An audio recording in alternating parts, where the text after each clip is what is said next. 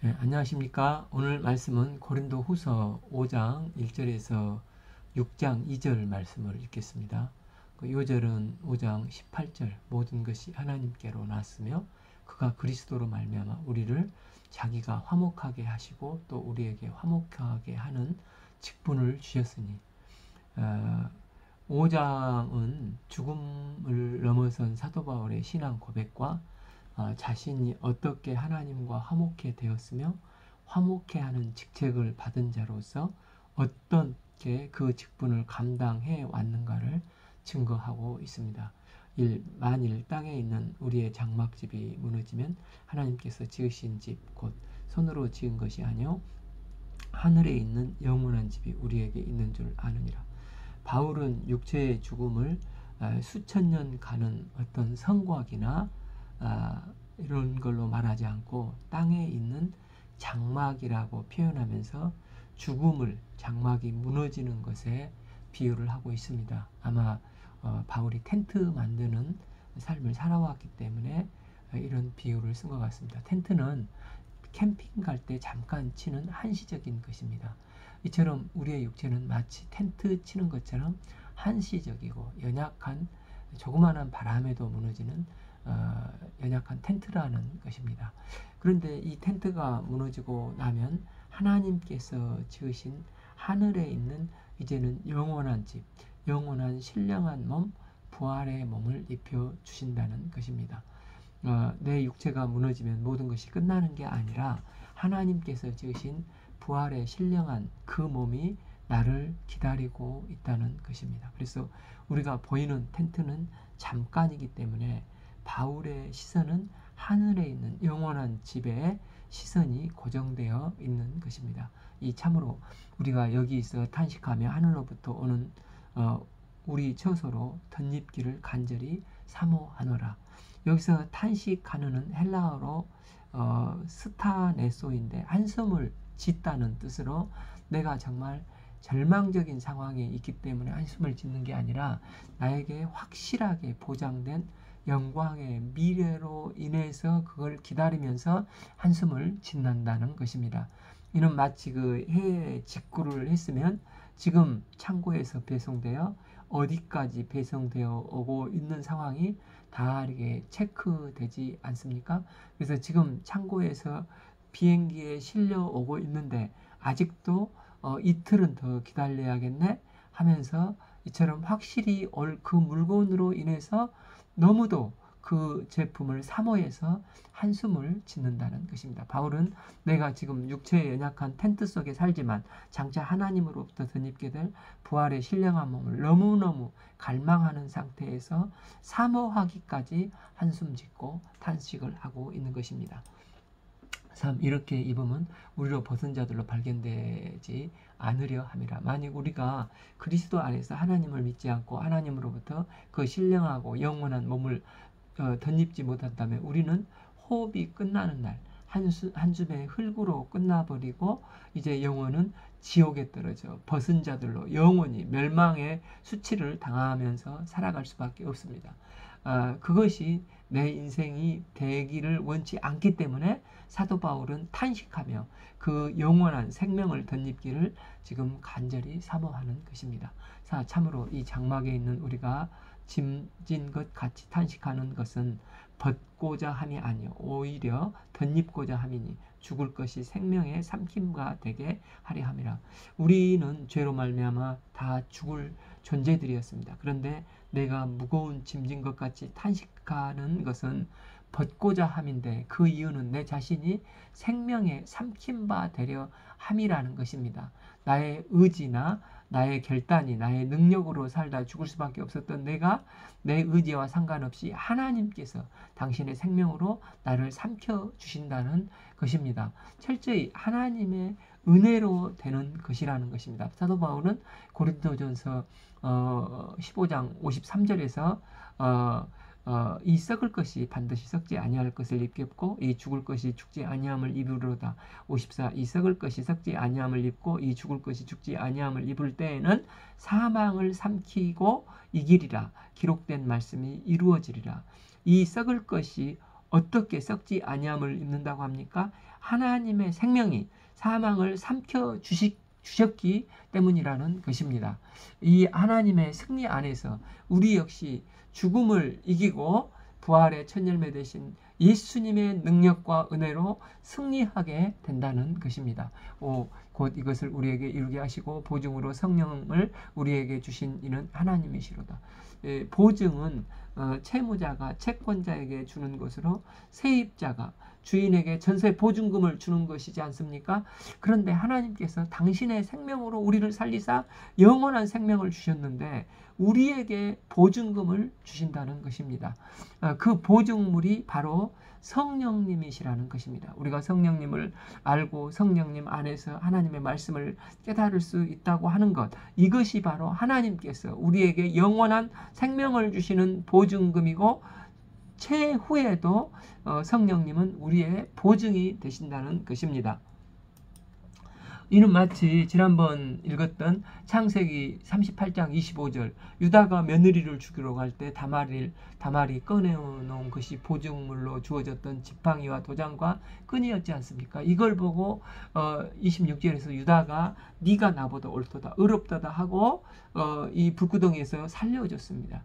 이 단어가 히브리어로 알라본인데 신약 성경에서 이 보증물이 알라본입니다. 우리는 언젠가 전혀 죄가 없으시고 거룩하신 하나님 앞에 다말처럼 누구나 이 영원한 심판대 앞에 설 날이 오게 됩니다. 하지만 그때 우리 안에 계신 성령께서 마치 다말이 가지고 있던 이 보증물 알라본처럼 성령께서 우리의 보증이 되어 주셔서 이 사람은 예수님의 피로 구원받은 의인입니다. 알라본이 되시는 성령께서 우리를 보증해 주시는 것입니다.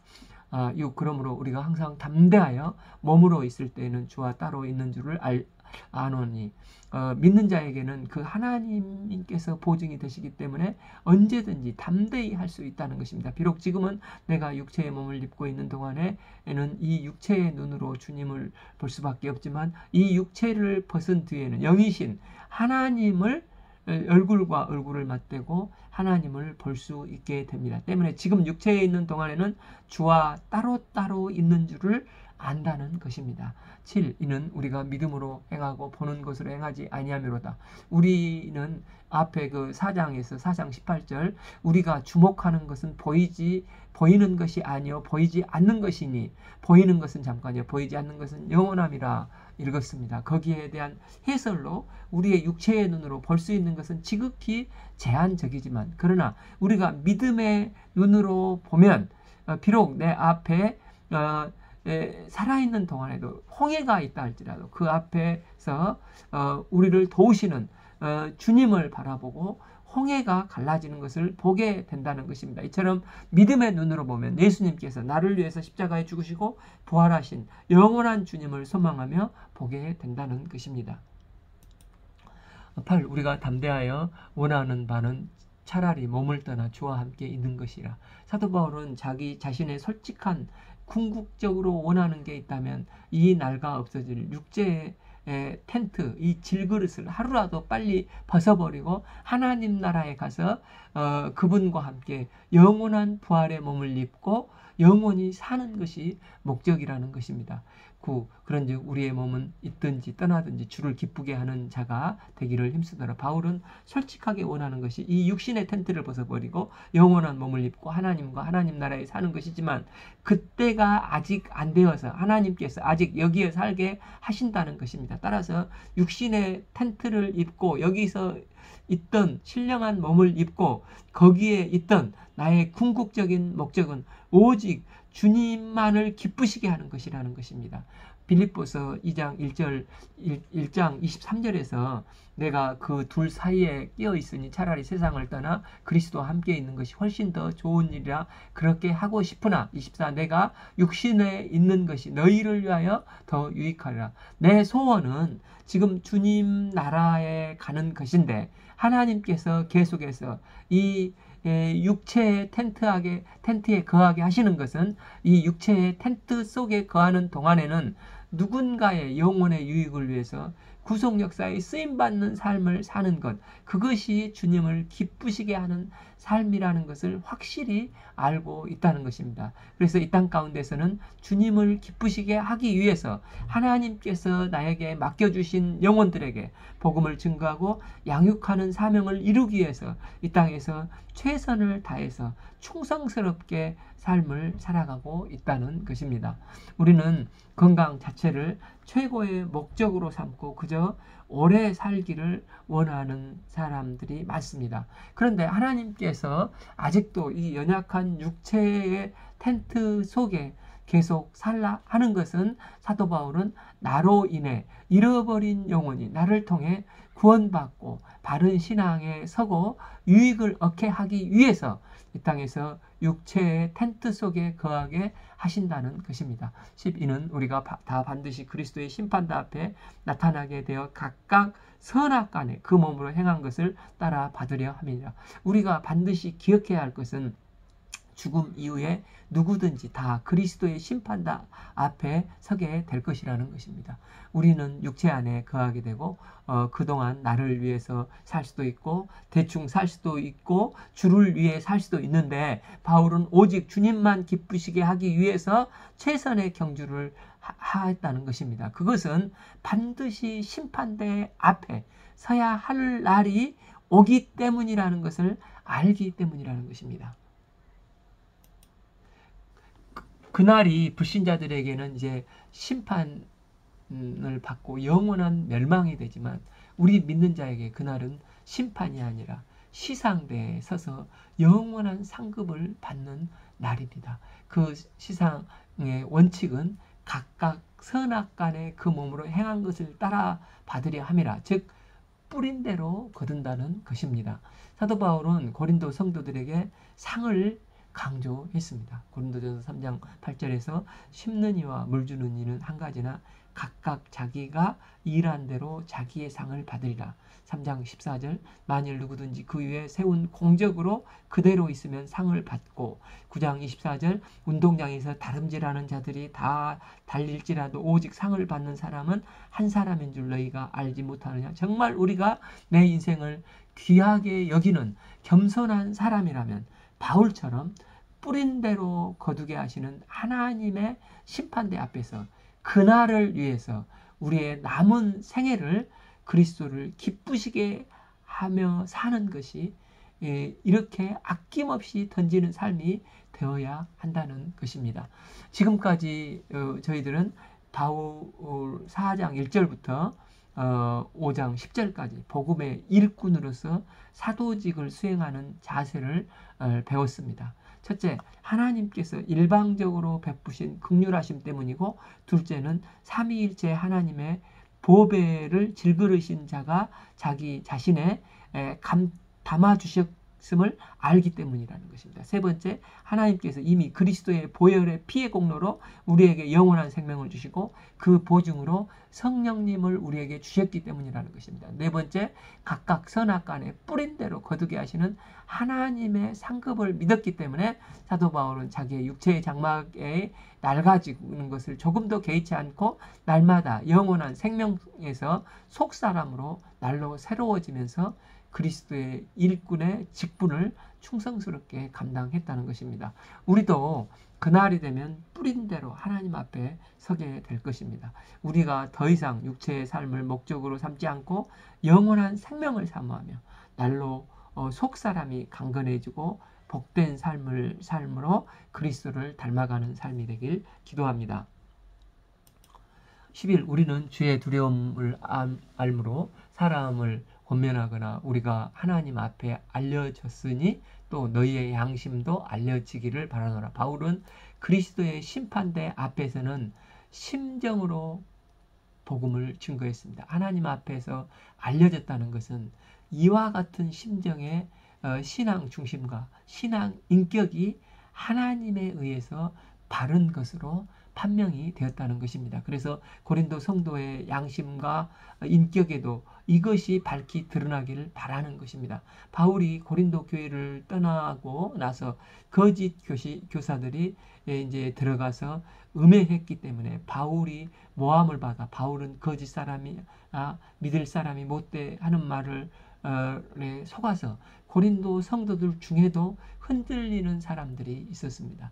그래서 이제는 우리의 중심이 하나님에 의해 바르게 판정된 것처럼 너희들도 우리의 신앙 중심과 인격이 그대로 전해졌으면 좋겠다는 것입니다. 이처럼 바울은 하나님에 대한 경외심을 가지고 중심으로 주님을 섬기며 하나님께서 나의 신앙의 인격을 보증해 준다는 믿음을 가지고 있었습니다. 12. 우리가 다시 너희에게 자천한 것이 아니요 오직 우리로 말미암아 자랑할 기회를 너희에게 주어 마음으로 하지 않고 외모로 자랑하는 자들에게 대답하여 하려 하는 것이라. 고린도 교회에 침투한 거짓 교사들은 그럴듯한 추천서와 자천서를 가지고 외적인 조건을 완벽하게 구비해서 들어와 자랑하면서 반면 사도 바울은 이런 추천서도 없다, 가짜다, 비방하고 모함을 했습니다. 그래서 우리의 중심과 인격이 하나님에 의해서 바르게 판정되었다고 말하는 것은 새삼스럽게 우리를 자천하려고 하는 것이 결코 아니라는 것입니다. 이것을 바르게 깨달아서 너희들도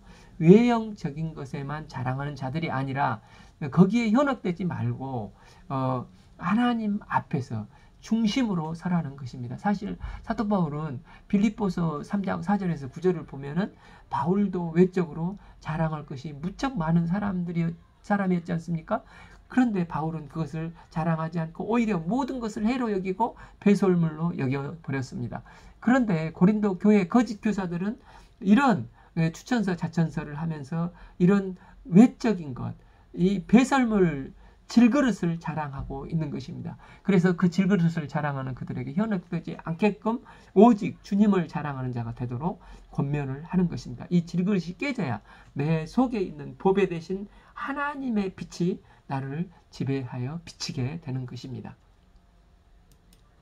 13. 우리가 만일 미쳤어도 하나님을 위한 것이요 정신이 온전하여도 너희를 위한 것이니.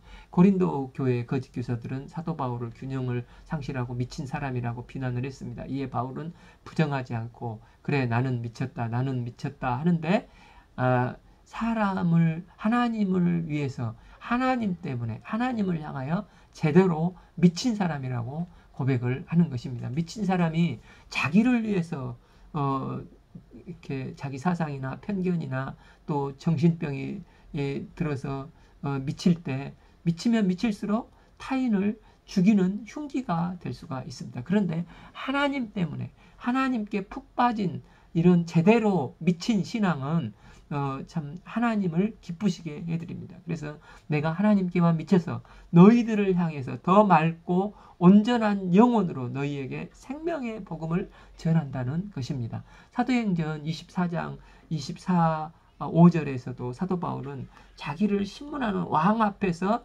담대히 복음을 증거했습니다. 그러자 옆에 있던 베스도 총독이 크게 소리질러 이르되 바울아 내가 미쳤도다. 내 많은 학문이 너를 미치게 한다고 했습니다. 이에 바울이 베스도 각하하여 내가 미친 것이 아니고 참되고 온전한 말을 하나이다. 반박을 했습니다. 이처럼 바울은 미쳐도 제대로 미쳤습니다. 그는 미쳤다는 비난을 받을 만큼 열정적으로 하나님과 영혼 구원을 위해서 그의 인생을 충성을 다했습니다. 사도 바울이 미쳐 산 이유가 무엇입니까? 14. 그리스도의 사랑이 우리를 강권하시는도다. 우리가 생각하는데 한 사람이 모든 사람에 대하여 죽었은즉 모든 사람이 죽은 것이라.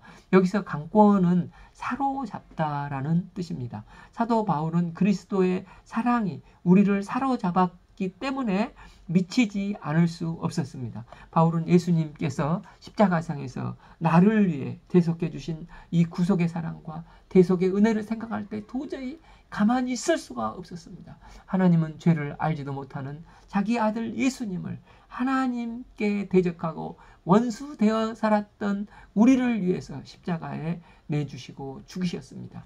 바울 자신에 대한 주님의 십자가의 사랑에 대한 이 감격을 생각하면 할수록 주님께 미치지 않을 수가 없었습니다. 그래서 빌립보서 1장 8절에서 바울은 그리스도의 심장으로 영혼을 사랑한다고 했습니다.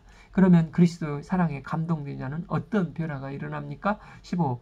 그가 모든 사람을 대신하여 죽으심은 살아있는 자들로 하여금 다시는 그들 자신을 위하여 살지 않고 오직 그들을 대신하여 죽었다가 다시 살아나신 이를 위하여 살게 하려 함이라. 주님께서 모든 사람을 위해서 죽으셨기 때문에 이제 살아있는 자를 위해서 살지 않고 오직 주님만을 위해서 살게 하신다는 사람들이 살게 하신다. 많은 사람들이 주님께서 우리를 구원해 주셨으니 이제는 일방적인 희생과 헌신만을 강조하는구나 생각하기 쉽습니다. 그런데 살아나신 이를 위해서 살라는 것은 주님을 위한 것이 아니라 결과적으로는 나 자신을 위한 주님의 권면이 되는 것입니다. 여기서 그들 자신을 위하지 않고 그들은 겉사람, 옛사람을 말합니다. 옛사람을 위해 사는 것은 자기 생명을 그냥 갉아먹고 낭비하여 없애버리는 것이 는 어리석은 자인데 이 어리석은 짓을 하지 말라는 것입니다. 그 대신에 죽었다가 다시 살아나시는 이를 위해서 살려 함이라. 부활하신 예수님을 위해서 살라는 것은 속사람을 위해서, 새사람을 위해서,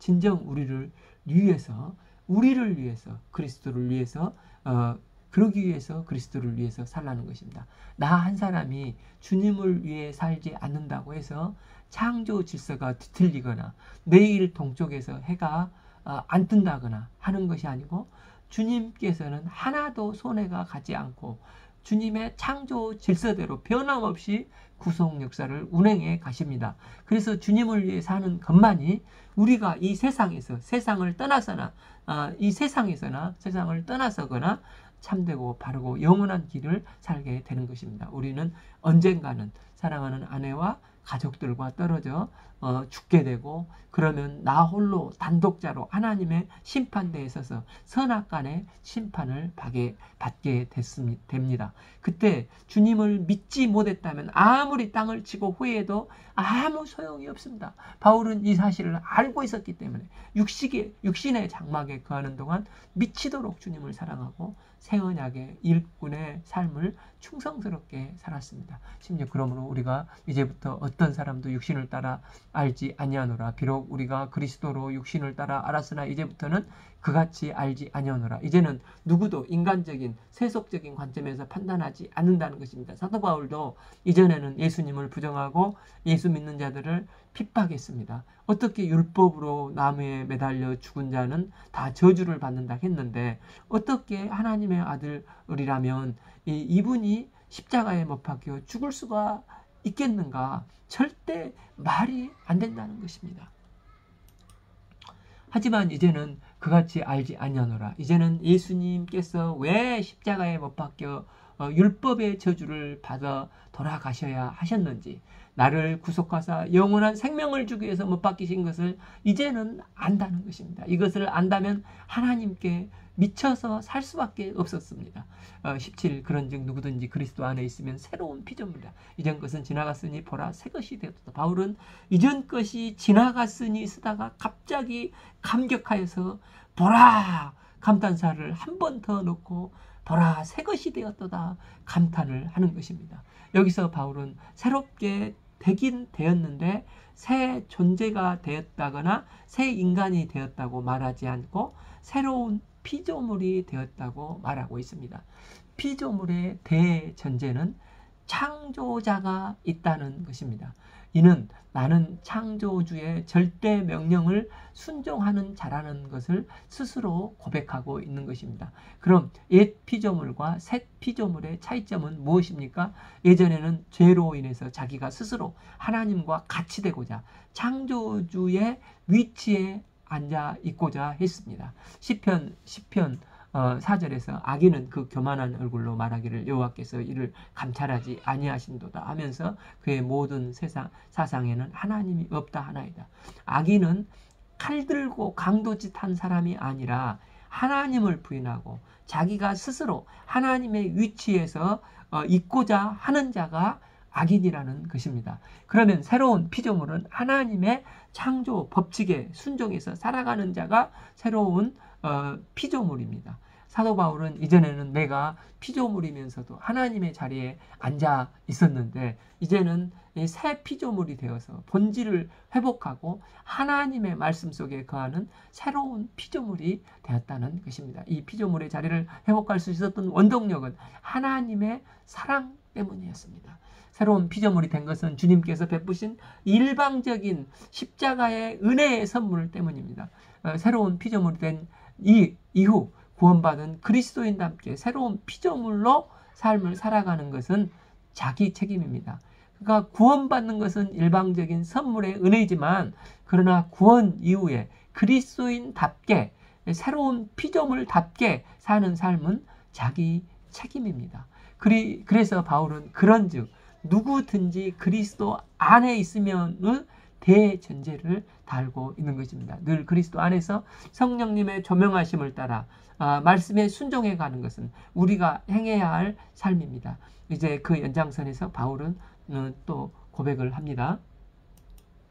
18. 모든 것이 하나님께로 났으며 생명도 구원도 은혜도 모든 것이 하나님으로부터 말미암았다는 것입니다. 이 고백으로 살아가는 사람에게는 오늘 내가 이 땅에서 살아가는 것 자체가 홍해가 갈라지는 것보다도 더 큰 기적임을 알면서 주님의 은혜에 감격하고 감사하면서 살아가는 것입니다. 18b 그가 그리스도로 말미암아 우리를 자기와 화목하게 하시고 또 우리에게 화목하게 하는 직분을 주셨으니 하나님은 인간을 새로운 피조물로 하나님의 법칙 속에서 살아가는 삶을 살도록 해주셨는데 이는 그리스도를 통해서 해주셨다는 것입니다. 하나님은 하나님과 관계를 회복하고자 불순종의 죄를 씻어줄 속죄양이 필요하셨습니다. 그 그리스도께서 인간의 모든 죄 없으신 그리스도께서 인간의 모든 죄를 대신 십자가에서 대신 치루심으로 로마서 3장 25절 이 예수를 하나님이 그 피로써 믿음으로 말미암는 화목제물로 세우셨으니 그러니까 일방적인 구속의 은혜를 베푸사 하나님께서 범죄한 인간과 단절된 관계를 화목하게 회복시켜 주신 것입니다. 그런데 바울은 화목해 하실 뿐만 아니라 또 우리에게 화목해 하는 직분을 주셨다는 것입니다. 그럼 이 화목해 하는 직책, 이 피스메이커가 무엇입니까? 19. 곧 하나님께서 그리스도 안에 계시사 세상을 자기와 화목해 하시며 그들의 죄를 그들에게서 돌리지 아니하시고 화목하게 하는 말씀을 우리에게 부탁하셨느니라. 하나님께서 범죄한 인간을 그리스도의 속죄를 통해서 하나님과 바른 관계를 회복시켜 주셨는데 하나님께서 그리스도 안에 계심으로 하나님의 희생제물이 되셨다는 것입니다. 즉 그 그리스도 예수가 이 땅에 오신 성자 하나님, 임마누엘 하나님이시라는 것입니다. 하나님은 왜 범죄한 인간을 그리스도 안에서 화목토록 은혜를 베풀어 주셨습니까? 우리가 하나님의 화목케 하는 직분자로서 통로가 되어서 여전히 하나님을 알지 못하고 흑암과 혼돈과 공허 속에서 죽어가는 세상을 향해 하나님과 화목하게 하는 도구로 이 화목케 하는 직책을 주셨다는 것입니다. 그래서 하나님은 우리가 복음을 전파하여 하나님과 원수된 인생들을 하나님과 화목해 되는 직분을 감당하도록 부탁을 하신 것입니다. 20. 그러므로 우리가 그리스도를 대신하여 사신이 되어 하나님이 우리를 통하여 너희를 권면하시는 것 같이 그리스도를 대신하여 간청하노니 너희는 하나님과 화목하라. 사도 바울은 하나님께서 말씀을 부탁하셨기 때문에 그리스도를 대신하여 사신, 즉 직사, 전권 대사가 되었다는 것입니다.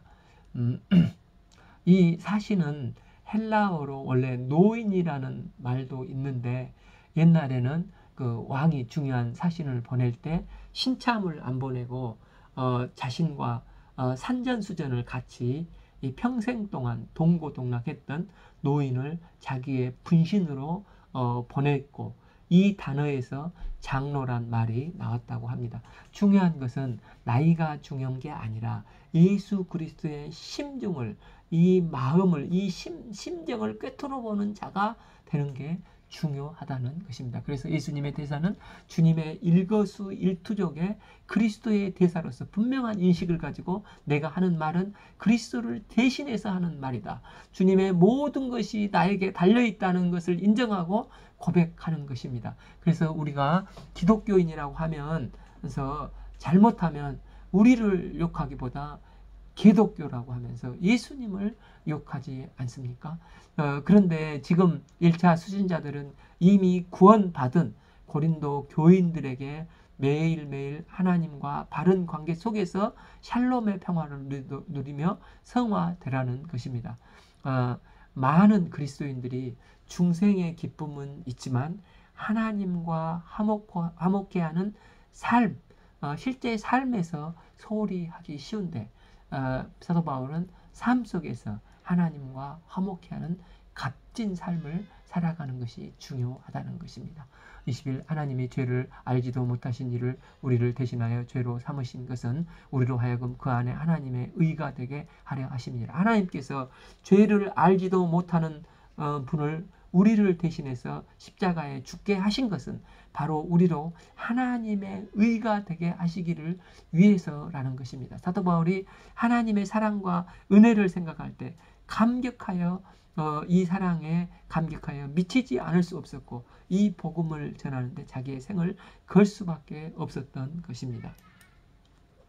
6장 1절 우리가 하나님과 함께 일하는 자로서 너희를 권하노니 하나님의 은혜를 헛되이 받지 말라. 고린도 교인들을 비롯해서 많은 사람들이 하나님의 은혜를 경험하고도 하나님의 은혜를 헛되이 흘려보냈고 있다는 것입니다. 심정적으로 구주라고 인정하는데 또 매주 교회는 나가는데 현실적으로는 돌아서지 않기 때문에 하나님의 은혜를 헛되이 하고 소멸시키고 있다는 것입니다. 그래서 바울은 그 성화의 삶을 살 것을 간청하고 있는 것입니다. 이 이르되 내가 은혜를 베풀 때 너희에게 듣고 구원의 날에 너희를 도왔다 하셨으니 보라 지금은 은혜 받을 만한 때요 보라 지금은 구원의 날이로다. 이 말씀은 이사야서 49장 8절 말씀으로 보라 지금은 은혜를 받을 만한 때요 보라 지금은 구원의 날이로라 말씀입니다. 사도 바울이 하나님의 은혜를 설명하고 하나님과 화목하라 간청하면서 지금이야말로 바로 은혜를 받을 만한 때고 지금이 바로 구원의 날이라는 것입니다. 어떤 분은 지금은 은혜 받을 때가 아니고 아파트 하나 장만하고 예수 믿겠다. 내 꿈을 이룬 다음에 나이 들어서 차분하게 성경 공부하겠다 말을 합니다. 그러나 하나님께서 하나님을 향해서 깨어있고자 하는 사람은 지금 기회 있을 때 이 매일 이 시간이 은혜 받을 만한 날이요 구원의 날이라는 것입니다. 우리가 지금 은혜를 받고 지금 주님과 화목하는 구원의 날, 은혜의 날을 누리는 삶이 될 수 있기를 기도합니다. 오늘 말씀은 고린도 후서 5장 1절에서 6장 2절 말씀을 읽었습니다. 감사합니다.